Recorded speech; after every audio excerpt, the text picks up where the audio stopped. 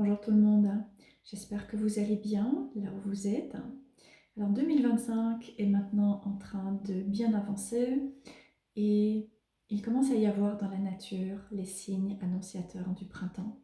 Dans mon jardin, il y a maintenant de nombreux personnages et donc progressivement nous sommes en train de commencer à entrer dans un nouveau cycle, dans ce cycle du printemps, de renouveau, de renaissance et d'expansion.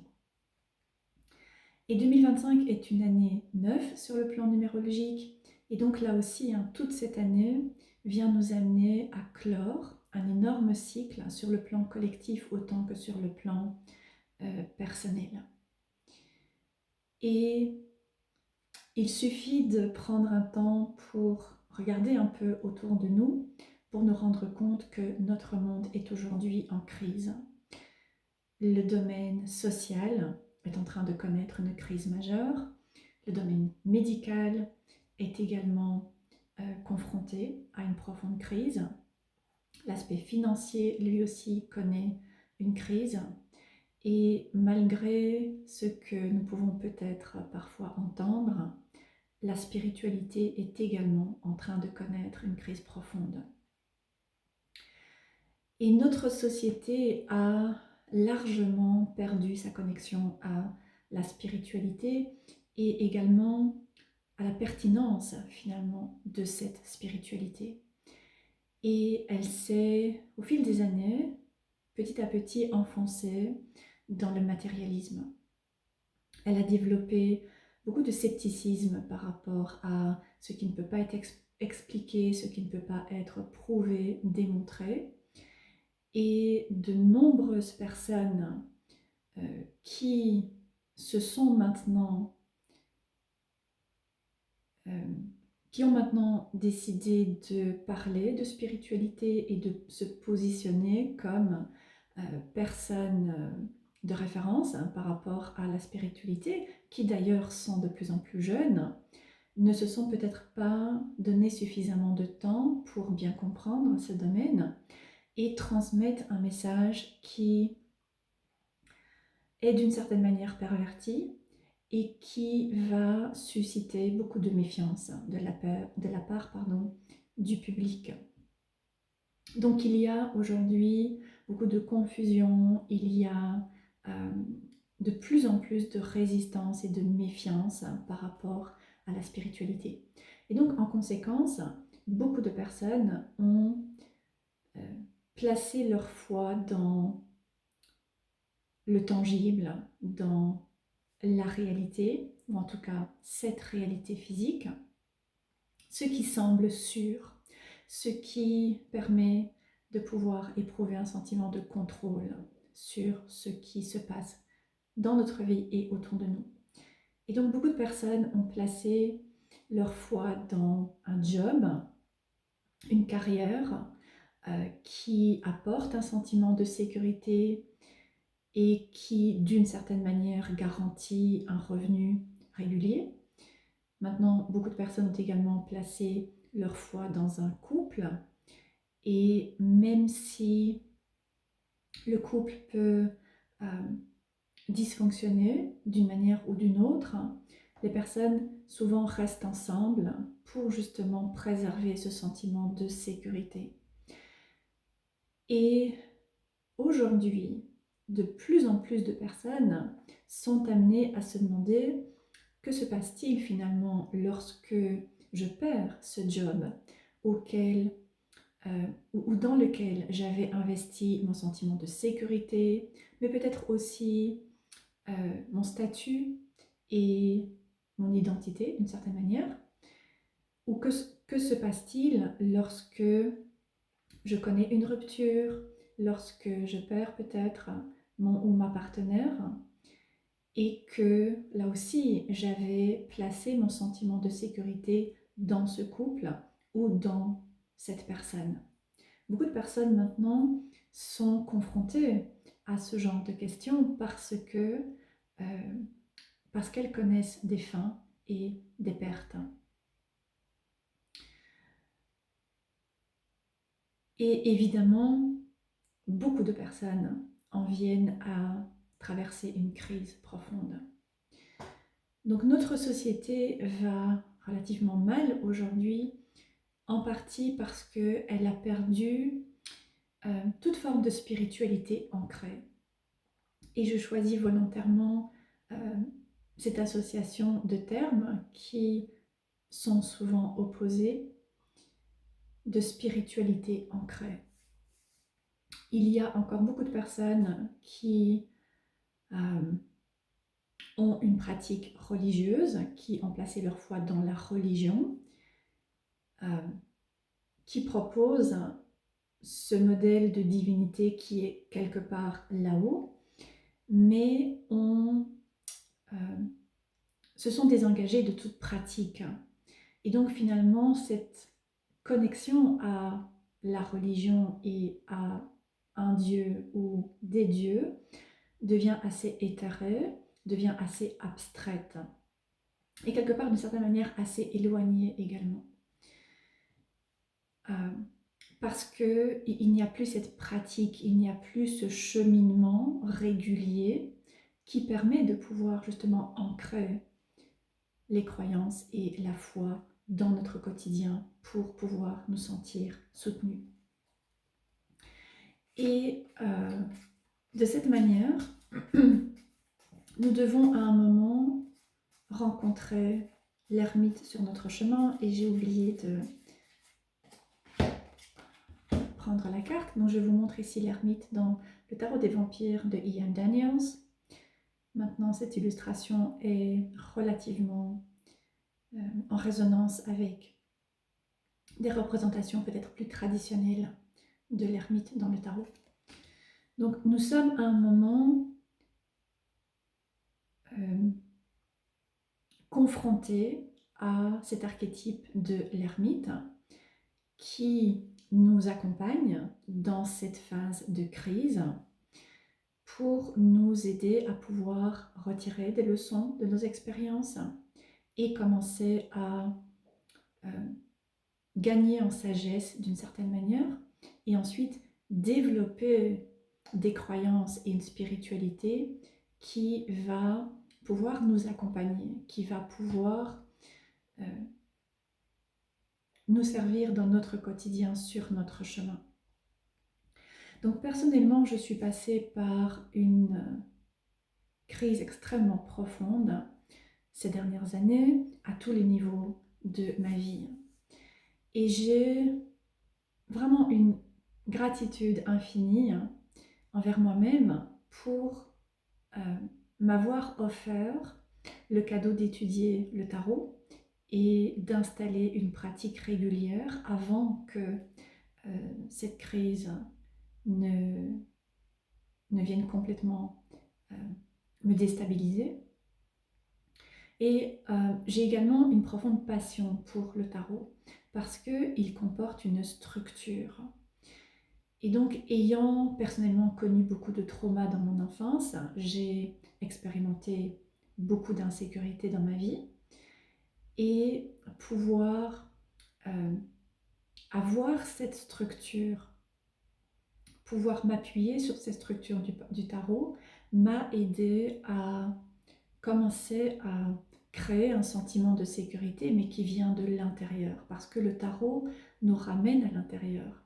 Le tarot est un outil d'introspection et de connaissance de soi et de connexion à des archétypes et des énergies qui se trouvent à l'intérieur de nous-mêmes, qui sont également reflétées dans notre réalité, mais qui existent avant tout à l'intérieur de nous, dans notre psyché ou dans notre inconscient.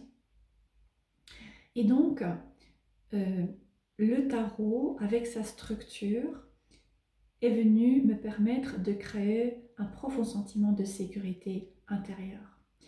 Et en plus de cette structure, le tarot est également inscrit dans une tradition, et même dans plusieurs traditions. Ce qui fait que lorsque nous avons pu apprendre et comprendre la structure du tarot, eh bien, les perspectives de découverte et d'exploration deviennent presque infinies. Nous pouvons explorer la religion, différentes traditions spirituelles, la kabbale, l'astrologie, la numérologie, les pratiques magiques, les divinités, la connexion avec les divinités, etc. Et donc, même si ces dernières années ont d'une certaine manière certainement été les plus difficiles de toute ma vie, elles m'ont également permis de pouvoir me plonger dans cette structure du tarot et développer une pratique qui est devenue extrêmement riche et extrêmement enrichissante également, au-delà de ce que j'aurais pu imaginer lorsque j'ai démarré mon cheminement il y a plus de 10 ans maintenant. Et aujourd'hui, j'émerge de ces 4 années de crise plus forte et plus confiante que je ne l'ai jamais été. Et avec cette spiritualité véritablement ancrée qui me soutient au quotidien et qui me permet de pouvoir avoir confiance en la vie, avoir confiance en la sagesse de la vie et également me permettre de rester fluide par rapport à ce qui peut se passer dans ma vie ou dans un contexte beaucoup plus vaste, comme cette phase de crise que nous connaissons aujourd'hui sur le plan collectif. Donc notre monde aujourd'hui a vraiment placé un énorme focus sur le mental et sur les connaissances et sur l'information. Et donc, en conséquence, il y a un nombre de plus en plus grand de personnes qui sont complètement saturées par cette information et qui développent de l'anxiété et de l'hyperactivité, du stress, du burn-out, qui tombent dans la procrastination, dans la confusion également, parce que le mental nous enferme, le mental emprisonne. Tandis que le tarot nous relie à nous-mêmes et il nous relie également à notre intuition pour à nouveau faire le lien avec la carte de l'ermite. Donc le tarot nous relie à notre intuition. Et l'intuition, la créativité, la spiritualité, lorsqu'elles sont à nouveau ancrées, favorisent l'adaptabilité, de manière à pouvoir traverser les périodes de crise avec un sentiment de profonde sécurité qui vient de l'intérieur et qui donc ne peut pas être déstabilisé ou balayé par ce qui se passe autour de nous.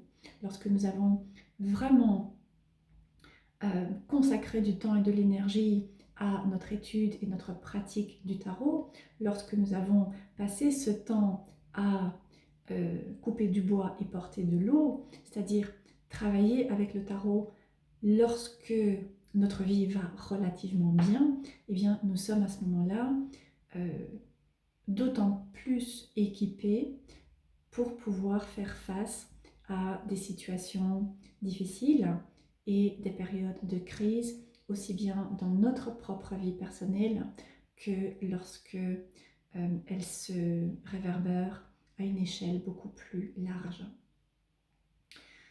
Donc, la carte ou les cartes de l'ermite, de la mort, du 7 de Pentacle également, ont tout à fait leur place. Elles ont leur rôle à jouer, elles ont leur place dans le tarot, mais également dans la vie. Elles ont leur rôle à venir jouer, qui est de nous encourager à faire une pause, à pouvoir nous arrêter et commencer à faire un peu le point sur où nous en sommes, sur notre manière de voir les choses et commencer à nous donner du temps pour réaliser ce travail d'introspection et donc commencer à nous poser des questions par rapport à qu'est-ce qui peut m'apporter un sentiment de confiance, un sentiment de connexion à quelque chose de plus grand pour que lorsque la réalité en 3D est secouée ou ébranlée, je puisse continuer à avancer, je puisse rester dans une certaine fluidité et ne pas m'accrocher à des peurs, rester campé dans ce qui m'apporte un sentiment de sécurité extérieure qui va nécessairement à un moment ou à un autre se terminer et qui risque de se terminer par une crise d'autant plus profonde. Donc ce sont des cartes qui ont leur pertinence et qui, d'une certaine manière, de par les expériences extrêmement viscérales qu'elles peuvent parfois venir enclencher dans notre vie, vont nous amener à réaliser, à faire une pause, nous poser des questions et réfléchir également à la spiritualité et vraiment prendre le temps de pouvoir clarifier cet aspect pour nous. Donc, je vous invite à prendre du temps pour méditer avec la carte de l'ermite dans le tarot des vampires ou bien dans un tarot qui vous parle et vous demander qui je suis finalement, qui je suis, qu'est-ce que je crois et comment je peux commencer à m'ouvrir, à faire confiance à ce qui se passe.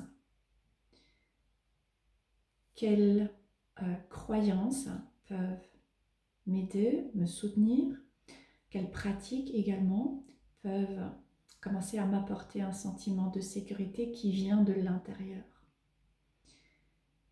Et vraiment prendre du temps pour méditer sur ces questions, écrire dans votre journal et voir ce qui émerge. Voilà, j'espère que cette vidéo aura pu vous inspirer. N'hésitez pas à laisser des commentaires.